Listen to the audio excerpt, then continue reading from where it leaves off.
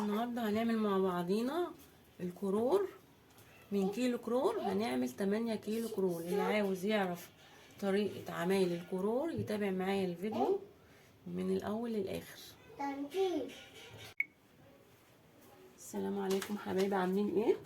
وحشتوني. النهاردة هنعمل مع بعضينا طريقة الكرور. انا وبرسيل الجل بتاع الغسالات والبريل. النهارده هنعمل مع بعضنا طريقه الكرور. يلا نسمي بسم الله ونقول معانا ايه. معانا هنا ربع كوبايه ملح ليمون. انتوا عارفين ملح الليمون ماده معقمه وفي نفس الوقت منظفه. ربع كوبايه بيكربونات الصوديوم. ربع كوبايه نشا. يلا نسمي بسم الله.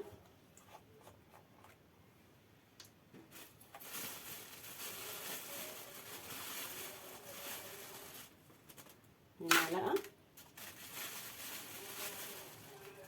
بوتاص تانية بيكربونات الصوديوم.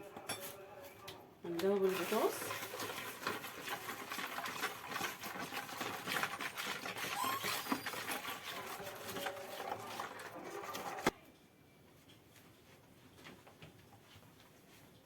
انا دوبت في الريت الاولاني معلقتين الصودا الكاوي اللي هو بيسمى البوتاص، وهضيف ربع كوبايه ملح ليمون. انتوا عارفين ملح الليمون ماده منظفه ومعقمه في نفس الوقت.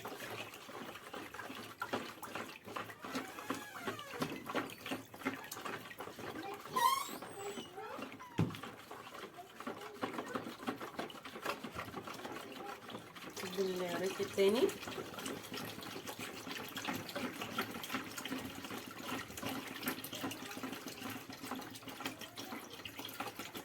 انتوا عارفين الكرور هو مش غالي، بس لما تعمليه حضرتك في البيت بنفسك بتبقى حاجه يعني لها طعم تاني بصراحه. يعني تبقى قدامك الحاجه جاهزه تاخدي منها وتستعمليها غير ما انت تنزلي تشتري من تحت. ربع كوبايه البيكربونات الصوديوم برضه ماده منظفه. حاطين لترين ميه.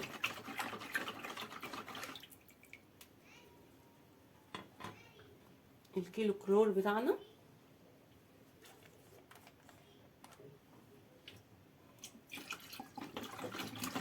هيبقى بنفس قيمة الكرور الخام، مش هيختلف عنه أي شيء.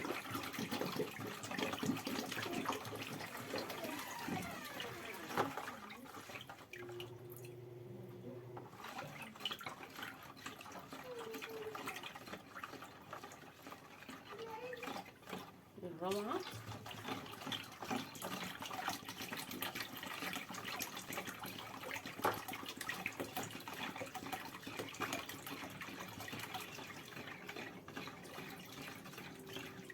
ربع ريت هنضيف له معلقتين سائل أطبقة بتاع المواعين.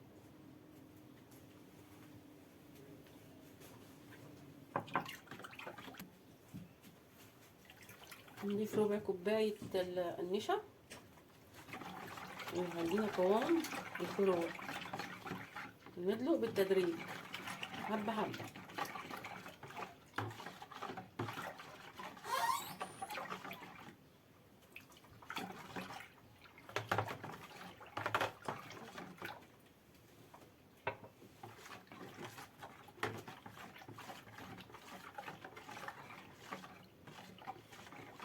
احنا حاطين 4 لتر، ده الخامس. كده احنا وفرنا من كيلو كرور، عملنا 8 كيلو رتل كرور.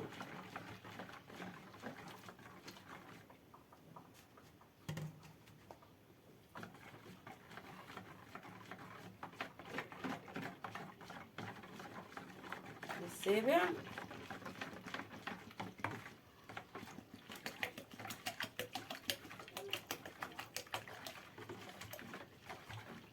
كل الاضافات اللي انا اضفتها قدام حضراتكم كلها ماده منظفه معقمه لكل شيء، الغسيل، تنظيف الارضيات والاسطح، الحمامات. حطيها في الغسالة بتاعت حضراتكم. ده السابع وده التامن. كيلو كرور عملنا 8 لتر كرور، وبرضه خام، مش هيبقى وحش يعني، هيبقى نفس القوة بتاعت الكرور الخام، مش هيختلف عنه. حضراتكم جربوه وشوفوا وقولوا له رأيكم ايه في التعليقات. يلا نسمي بسم الله ونعبي الحاجة بتاعتنا. دي بتشيل كيلو، بتشيل لتر ميه. بسم الله.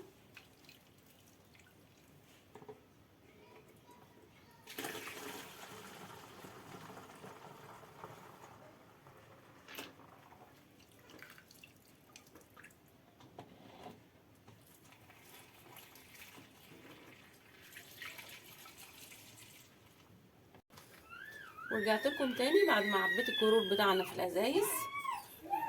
انا عندي ازايز كرور عبيتها، ودي ازازه شاور، ودي بتاعت برسيل. اي حاجه ازايز عندكم عبوا فيها.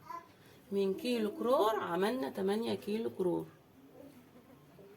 حاجه يعني بصراحه في منتهى الجمال. الماده الفعاله زي اللي انت بتشتريه كرور بالظبط، مش هتختلف عنه، لا بالعكس ده هتزيد، عشان احنا حطينا اضافات قدامكم يعني اكتر من اللي هو الكرول اللي احنا بنشتريه.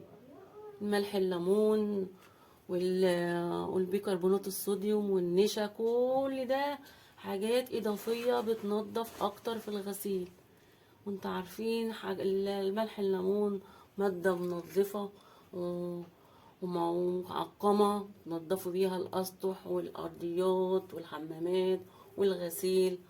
ونفس برضه القصه بتنضف نفس اللي حطوه في الغسالات وانتم مطمنين. انا ما بعملش حاجه غير ما اكون مستعملاها ليا ومجرباه، عشان يكون في مصداقيه في الكلام. واستعملوه يعني بصراحه مش هتندموا. ولو انتوا عاوزين اي نوع منظفات اكتبولي في التعليقات. واشوفكم في فيديو جديد، والسلام عليكم ورحمه الله.